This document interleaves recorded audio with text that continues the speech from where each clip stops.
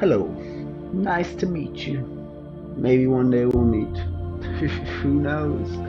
The world is funny that way.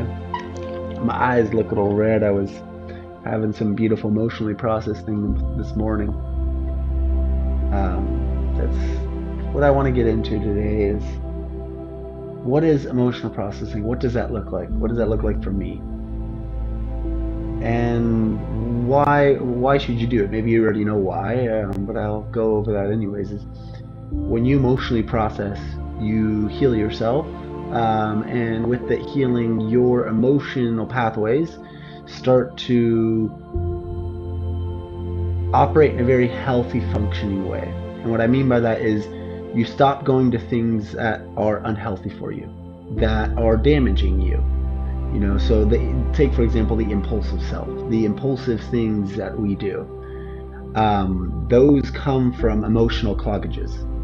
They're learned behaviors, and a lot of times it's due to an emotional blockage. I don't fully understand what it is for you, or even always for me. I've just learned that when I allow myself to go deep into that emotion, to emote it out, to express it, to make sense of it, to allow love to be in that presence with me when I am experiencing those things, all of a sudden things change. The next day, I operate with less wrongness. I operate the way that I always wish I could operate, or I operate in the way that I look at someone else and I'm like, whoa, like you have a nice, easy way of flowing, interacting with people, interacting with yourself. So it's like, yeah, the way I interact with myself is due to that. If you would have met me 10 years ago, I was a wounded, shy, kept to person. I used to have social anxiety. You probably watched some of my other videos. Those, I've shared that. And so that's what you can be free from. If you want to free yourself from any negative states, any states of like stuckness, or when I say negative states, I mean you don't feel good there. You don't feel good within yourself there. You have the ability to free yourself of that. No one can do that for you. What I mean by that is that you can choose to go to a therapist, and a therapist can help you through it. So they can help you, but it's you choosing to go to therapy, or you go to a hypnotist. You choose to go to that hypnotist. So it's always your choice. It's always my choice whether I help myself. So that covers enough of the why. So what I've noticed when it comes to emotional processing is there are simple steps. So it's like being seen. You need to allow that to be seen, what it is you want to process through. That can go one of a couple ways. I utilize these tools when they're available. A bunch of them are available because they're just self-tools. And so one of the tools is just utilizing the voice. So if I notice I interact with someone and I'm just sharing a story and all of a sudden I'm feeling like they don't want to hear me, that's an assumption in my mind. That's a cloggage. And so unless if they directly tell me, I'm not in the game of trying to assume what people are feeling, what people are thinking. I trust that they will tell me. I trust that when I am talking to someone, they want to listen. That's why we're in conversation. So if I have thoughts or feelings that create this idea that they don't want to be here, that's happening within me. That's an emotional cloggage. So in that, it's like recognizing it, letting that be seen. So, if you're willing to do it in the present, a form of exposure therapy is to just acknowledge that. I've done that many times where I'll be mid-conversation and I will, I'll simply say, oh, like my mind said this thing. And I know it's not true in the present. Just, I trust you that you will tell me those things. I just want to acknowledge that it's happening. And depending on who it is, that's something to be mindful of. So there are caretakers. There are people that have a gentle approach to life. If you're going through an emotional processing, it is nice to have gentle people in your life to process with them. They have a ability, because of their leading with gentleness, which causes a sense of safety to work through these things. They are not there just jumping on you and attacking, lashing out. They're not judging you or shaming you outwardly. It doesn't mean it's not happening. What I mean is they're not putting it out there, because that's our choice. I choose that. I might internally judge someone. And when I say judgment, there's healthy judgment and then there's unhealthy judgment. Unhealthy judgment is when I'm shaming them, when I'm putting myself onto a pedestal as if I'm better than them as a human being. We can be better in skills. We can be better in other things.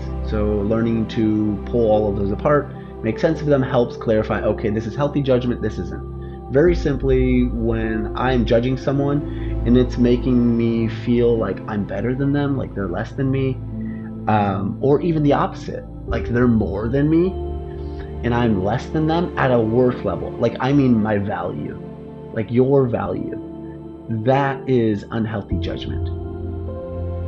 And just acknowledging that, just think, oh, I notice I do this thing. So letting it be seen, acknowledgement. Because when you start to do that, it starts to just work its way around. What I mean by that is it starts to dissolve. So that's a huge opponent, is just letting it be seen. The way I do that for me is, acknowledge it out loud, acknowledge it in my mind, find a safe, emotionally safe friend to talk about that with. One thing I find is respectful when I call my friends now, if it's something that feels emotionally heavy or vulnerable for me, I say, hey, can I share something vulnerable with you? It's okay if you say no. Generally, I just stay the front part. It's okay if you say no comes sometimes when I feel very vulnerable, because for me, I feel a lot of wrongness sometimes when I talk about my vulnerable things. And so that's just a safeguard for myself. And, because it's like, do I trust that they're going to say no? I don't need to follow with, hey, it's okay to say no. If I trust them. So there are these little nuances or mindful aspects of communication. I appreciate you going through this with me right now, because it's not something that's always short. I am emotionally processing in my day right now. One thing out there, my mind's popcorning, so that's how I'm going to exist. So one of the benefits, or let me take that back. One of the results when you emotionally process things, like what I experience is an emotional tiredness, an emotional exhaustion. I'm just like, oh, like I feel vulnerable, I feel sensitive, and then I'm just like, whoa, I feel exhausted. And it's not necessarily fully physically, but it's internally. And allow that exhaustion just be there. Be slow. It's healthy to allow that part of us to rest. And so rest being a large component of emotional processing. If we go and physically exert ourselves, if I go and exercise full day and I don't sleep, and then I try to go do that the next day, and the next, you have to rest. Rest is a wonderful aspect of growth. Everyone knows. Most people know that. I just repeat it. It's the way of letting myself know too.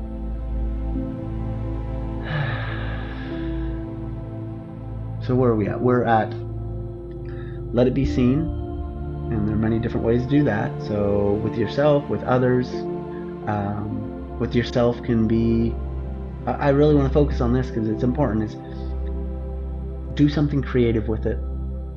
Allow yourself to sing a song with it. Draw a painting. Do something with your hands. Move, dance. Allow that emotion to display itself. It's a way to release it. It's energy. Emotion is energy in motion. And so when you take that energy and allow motion to happen, it works its way through you.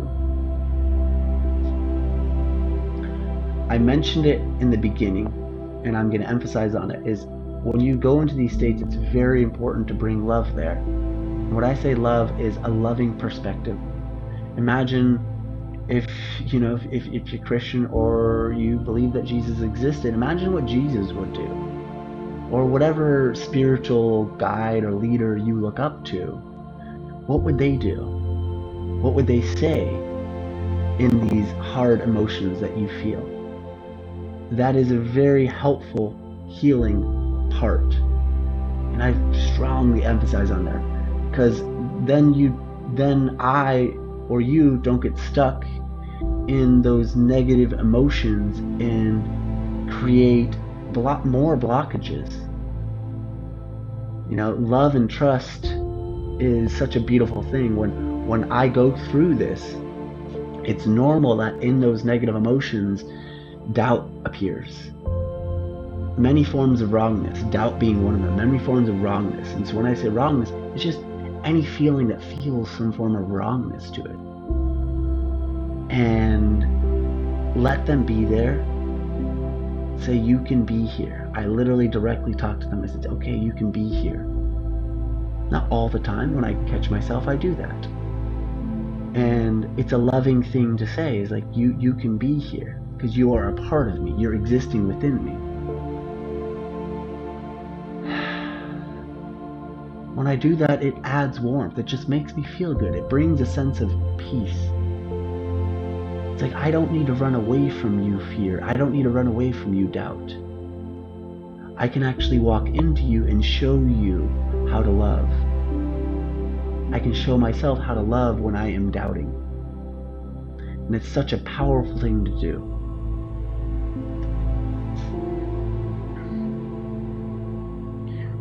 One thing that I see when it comes to love is I see love as an energy. What I mean by that is I see love as a spirit, the spirit of love. And so I pray to love. I honor love. I respect love. If that doesn't sit with you, that's okay. It sits with me. And it's brought me so many beautiful things in my life. And the more I choose to honor and respect it, it shows up for me in abundance and guides me. And when I say it shows up, it's when I choose to lean into it. When I choose to say, sometimes I didn't receive love in my life and it really hurt, and that's what I needed. And I'm going to choose to find the love. I'm going to choose to lean in and say, love, can you come?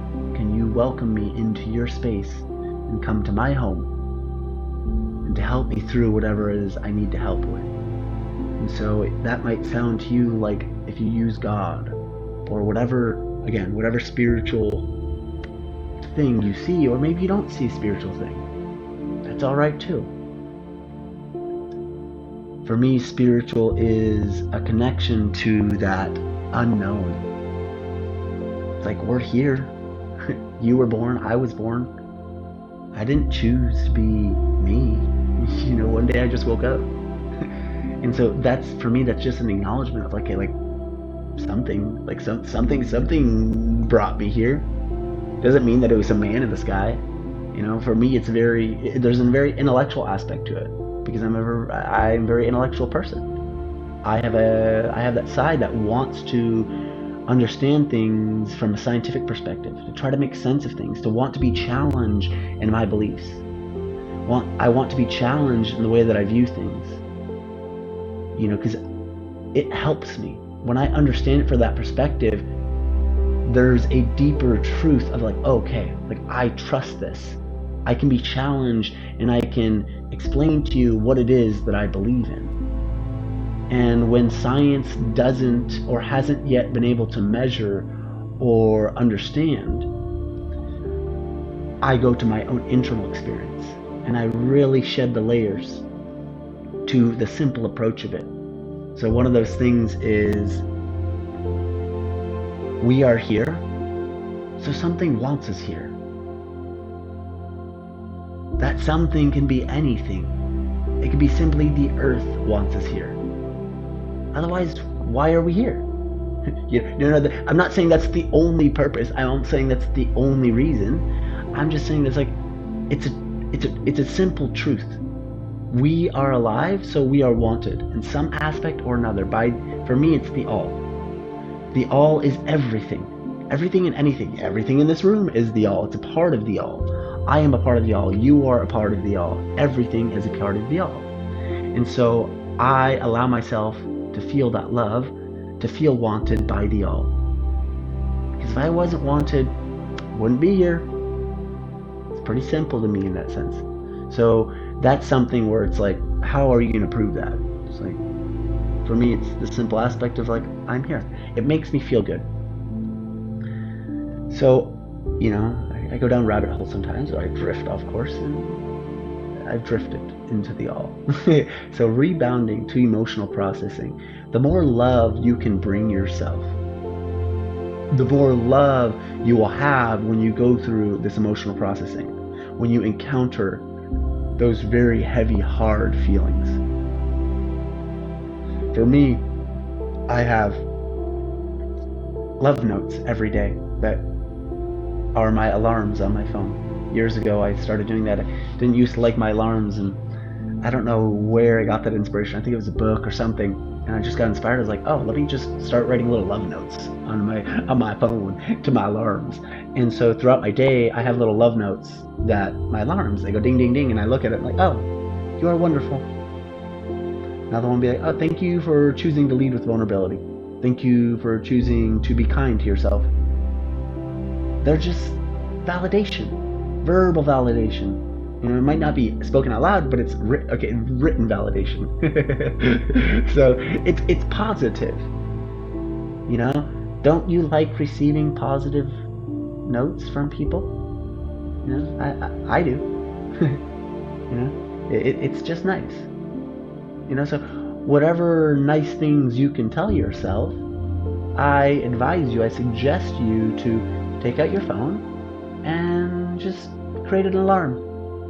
Or maybe change your morning alarm if you have a wake-up alarm to wake up beautiful, good morning wonderful, good morning you, with some emojis, whatever ones you choose. For me, I love hearts, I love smiley faces, and so I choose those, and I look at it and like, oh, thank you, you.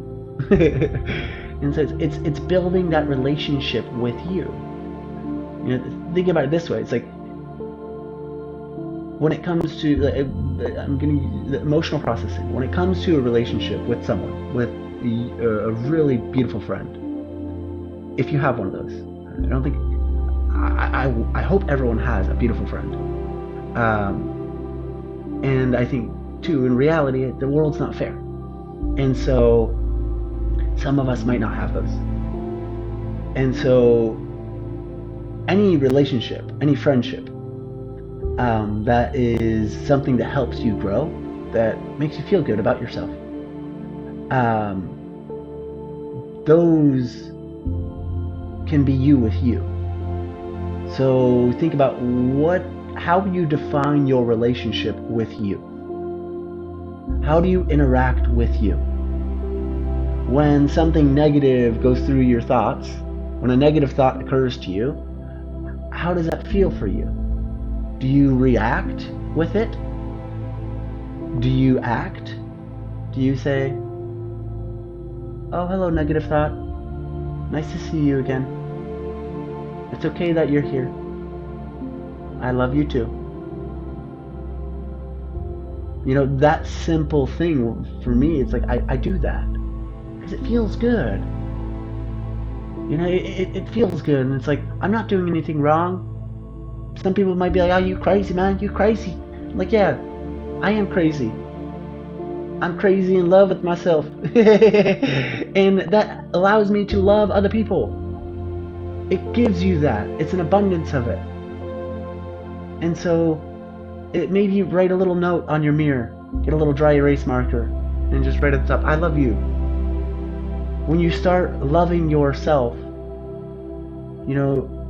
it gives back tenfold. It says, oh, you love me, guess what, I love you. And it just it's like, it's when you find a significant other and you fall in love with them, you are able to fall in love with yourself. And it is not a selfish thing. It is not a self-centered thing. It is not a shameful thing to fall in love with yourself.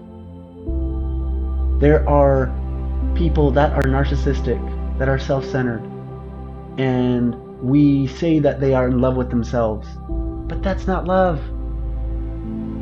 Love is respectful. Love is considerate. Love is gentle. And love is strong. And sometimes we misinterpret that as, harsh, or that was rude. Honesty is a form of love. And so love is something that what I've learned is, at a certain point I was like, let me do a self-experiment. Let me let go of what I think love is and follow that feeling of warmth and follow those good feelings within myself and be gentle with myself, and let love teach me what love is, and observe, not make any over attachments. When I say that, is meditation is a beautiful way to develop the skill of the choice to attach or not. And so I can see a thought of grandiose things, like the thought of like, I'm Jesus, or I am God, or I'm here to save the world. Those are grandiose thoughts. They're grand thoughts. I'm mindful of those. I don't attach to them, because if I do, I know where it'll take me. I've talked to enough people that have had psychosis, that have gotten to these states where they think it's their mission to save the world. They think that they're God in some way, and it leads them to delusion. They take too much on with those grand thoughts. And so that non-attachment is very useful with self-exploration. And the more you meditate, and I say this, what I mean by that is like the more you do still meditation, and you sit there and you observe, you develop that skill to just attach, detach, attach, detach, back and forth, back and forth.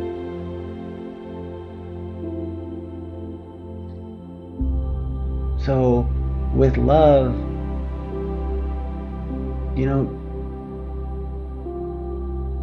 take that simple action, do those simple gestures. I'm going to show you my journal. And every time I get a new journal, I have that. What can I do? What can I love today? The messy me. Love agent. On the side it says, what a silly soul. On this side it says, you are a beautiful man. On this side it says, did you know? I love you always and forever.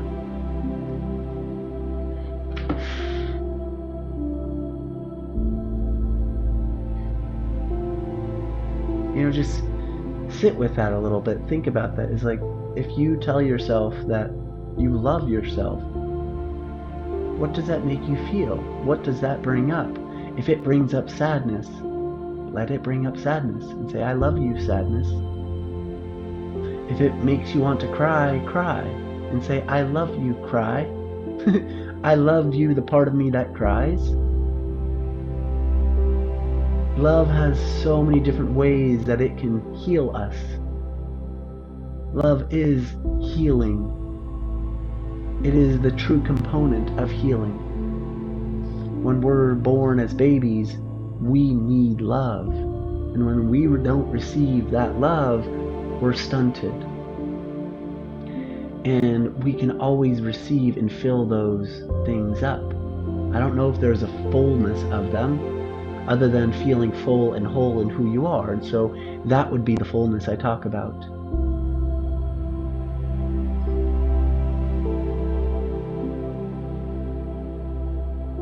Love feels dreamy. Love feels nurturing.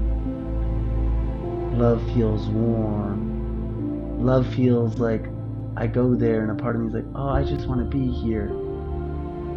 And depending on where you are in your life, you know, what obligations or responsibilities you have to do, sometimes love can feel like we don't want to leave. And in my life now, I've gotten to a point where I know how to exist in that state of love continuously. It doesn't mean I'm continuously there. It means that if I find myself not there, I know how to bring myself back to there. And it doesn't mean that in the future I forget that. There might be a chance I do. And then life teaches me another lesson, and then I'm brought back to it. So currently in my life, every morning when I wake up, I sing. And I allow love to channel through my singing, to help heal me, to bring me to a place of love. I call it state of like energetic elevation. Others might call it enlightenment. Different words for it. It's just very like, oh, this is me. I can feel loved. I was mentioning to my therapist earlier this morning that love is, or the result of feeling deeply loved is I feel safe. I feel safe to go and do things that used to scare me that I didn't do them. And so now, when I can conjure up this love spell and bring myself to the state of loved, those actions, they flow out of me. They surprise me. I do it and I look back and I'm like, what just happened? Like, it's like, oh, whoa, like high five. Thank you for doing those things. And when I'm in that, it just pulls me to do the things that are right for me. Doesn't mean that it's like everything is right, you know. I got a great unhealthy smoking habit of cigarettes. You know, so it's like this idea of existing in this societal story of perfection, that I'm gonna only do what's healthy for me. You know, I don't fit that mold. I don't think I ever will. I don't think anyone ever can. Because life is balance. I don't know. I don't know the reason to why. I just know that it's like I don't like to say many things are impossible, but I would say that's impossible. You can be your version of healthy. You know, when I exist in this state of love and feeling loved, I feel perfect in who I am. And I feel perfect in changing. I feel perfect in growing. I feel perfect in failing. I feel perfect in being able to let go of what doesn't serve me, of who is not right for me. It's easy. Things become easy. It's, you know, we talk about that state of flow, or people talk about the state of flow. For me, love is the state of flow. You know,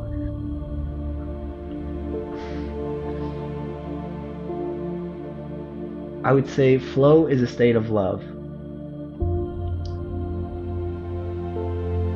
Self-love combined with that state of flow is something even more. Still putting it together, so those are just my thoughts out loud. I'm just kind of thinking out loud here.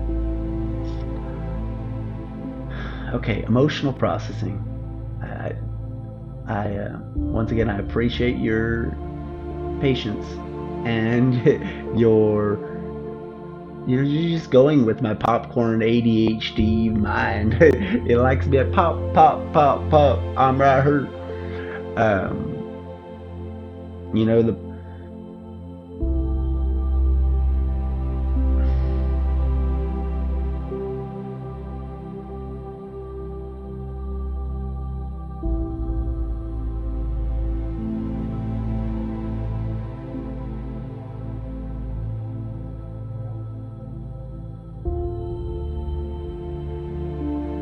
makes me think.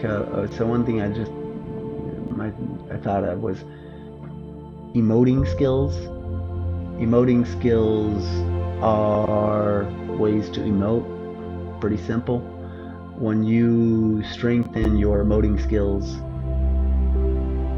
your emotional processing will become easier. And there are many emoting skills. Just watch people. I think the best example is watch kids. Kids do it wonderfully. Safe kids do. Kids that aren't necessarily so safe or something's happened. Loved kids will show you how to emote freely.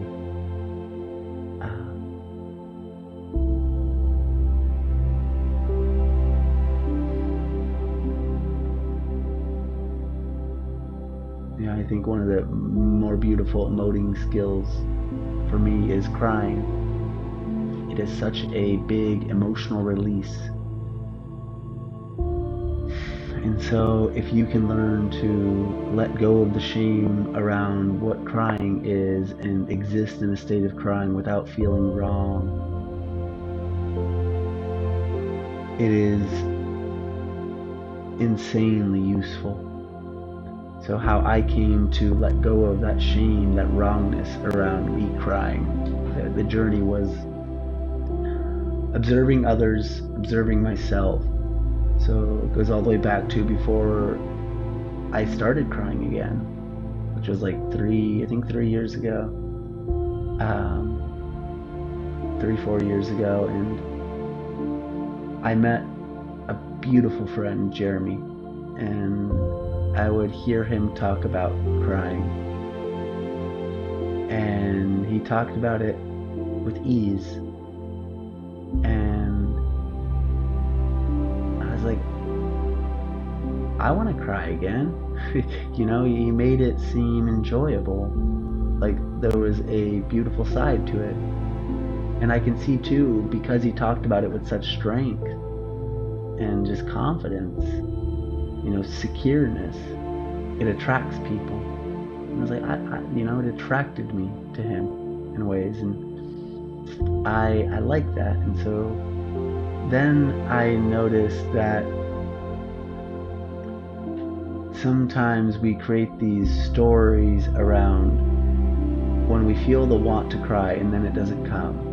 It's like, and I used to do this, and I stopped doing this before I ever really got into crying again, was I would beat myself up if I felt like the welling up came up and then all of a sudden it didn't happen. And it's like I would be critical of that. And I realized, I'm not trusting myself. And so what that looked like for me was being like, thank you for the welling up. No, I didn't need to let the negative following that happen. I would replace it with, thank you for letting me well up. That was really nice. I trust that when I am ready to cry, I will cry. So, that could be a mantra. Maybe reword it yourself in any way you need to, or take it exactly the way I say it is, when I am ready to cry, I trust I will cry. There's just a niceness to that. It's like I'm not putting pressure on myself to do something that's inauthentic or feels forced. And so I find a lot of times when we see certain things in people or qualities that we want, it's like we start putting this pressure to force ourselves into them. And I'm not saying the forcing is wrong. What I'm saying is, what I realized for me is that that forcing put this pressure. It added this pressure of needing to perform a certain way. And as I've learned to shed those pressures and exist from a pressure-free state, lightness is what I get to experience. And so I noticed that with all of these things that people did, releasing that, it's like over time the welling up just kept coming, and then it came a little more, and there was a little more that showed, and then there was a moment where, you know, like I would tell myself, like, hey, I want to cry, you know, and just letting myself know that.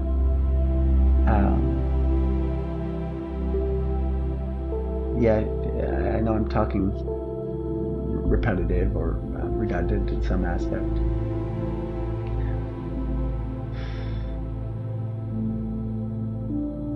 Trust is such a, you know, we in the religious text, it's called have faith. Do you have faith? You know, the other word is, do you trust? Do you trust yourself? When you say the things that you say, do you trust what you're saying? When you say things to others, do you trust them?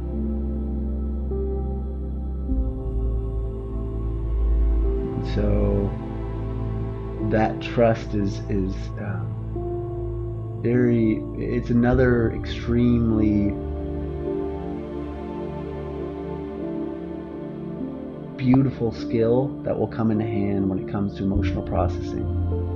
When you learn to trust that process, you will be able to step back from it. You will grow an awareness around it, so when it starts to happen, you will allow it to happen, and it'll happen gracefully. Doesn't mean that there won't be moments where it feels uncomfortable, or, you know, that's pain. There's going to be parts of it that feel uncomfortable. When love becomes an abundance of there, the pain starts feeling very beautiful. The crying starts feeling very beautiful. The emotional processing starts feeling very beautiful.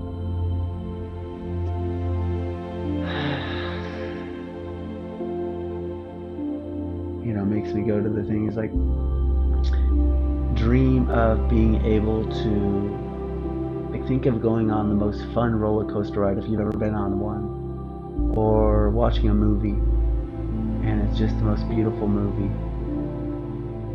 Imagine that got to be your life.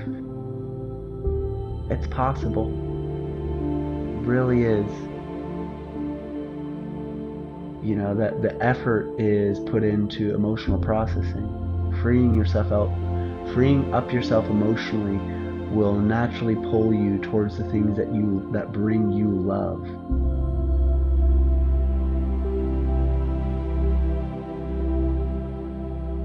I don't know what that is for you. I know what it is for me. Being mindful, because many people will tell you what they think it is for you. And when someone's trying to tell you how to live, how to go through things, versus saying, oh, this is how I went through it, maybe it'll relate to you. It's like all of this stuff here, what I share, it's like, this is what's helped me. You know, so I communicate them from my learning, you know, in the hopes that you might take some value out of this. I know some will, and I know some won't.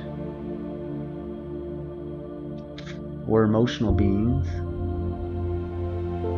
and so in that there is there's a way to go through things, you know. And when you talk to someone that has a lack of trust in what they say, is sometimes we doubt it, because that's our subconscious, those are our emotions at work. Doesn't mean that there's no value there. So easily we attach to people, leaders that create this illusion of certainty, as if they know what's best for us.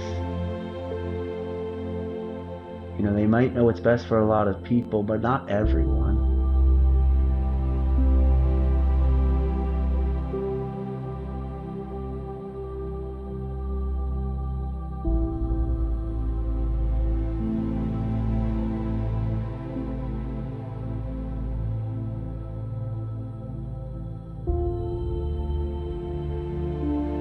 Makes me think of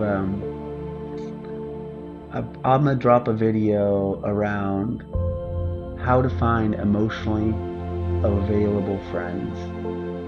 An emotionally available friend, an emotionally healthy, supportive, freeing friend. It's very important.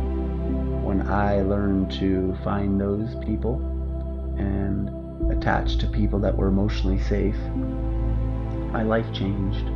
I hit this moment where all of a sudden my growth was just like took an exponential growth period.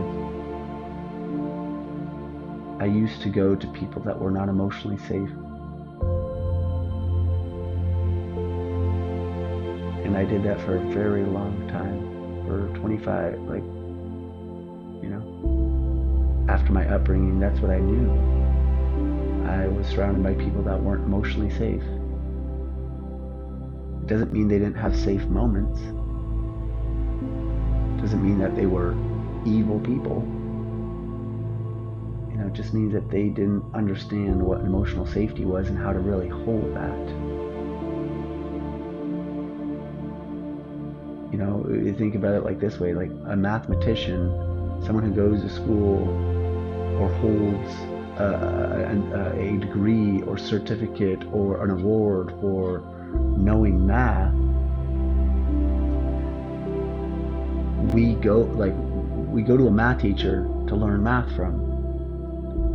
And you know, we can go to some random person on the street and they really might know math, you know, but it's like, are you just going to go to some random person and be like, oh, I trust you to be my math teacher, when they haven't showed you that they know math? So it's like, for me, I did that. I went to these people randomly. I say randomly. I went to these people because of the things I was raised around. And so I would go to them thinking that they were... I didn't think they were emotionally safe. I never even thought about it. It just wasn't a concept to me at the time. I went to them because I was comfortable, because they embodied the relationships I had from a very young age. And I read a book called Adult Children and Emotionally Immature Parents, and that was a time where things just started to click. I realized, oh, I'm going to these people because I want emotional safety, because that's what I needed from my parents, and I didn't receive it in the way that I needed it. And so I was trying to get that. You know, a part of us wants to receive the needs we need. So that love, that emotion, our emotional needs, when they're not met, we seek them from others. We're drawn to others that resemble our parents or our siblings, the people that were our caretakers. And when you can start to acknowledge those things and become aware, you will start letting go of them, because you will realize, oh, they're not that. They're not actually going to meet your emotional needs. They might in small doses. When you find people that are safe, help you feel safe, and don't use you for their own benefit, you know, and don't talk down to you, those are the people you want. I'm gonna stop this here. Before I do, I'll just say, it's like emotional processing. Build the awareness, be seen, either by yourself or others. Talk about it. It's a form of being seen. Create art. Create something with it. One way I'm doing that is right now. I'm sharing that this is a form of art. Art is there's no one agreed upon definition of art is. So if someone's gonna be like, that's not art, it's like, bruh. Like, let's pull out a dictionary.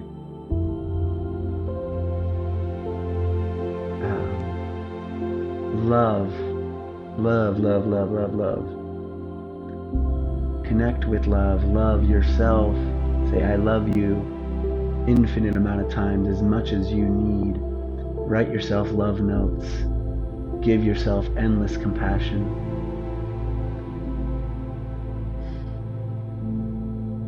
And, with that, create a home.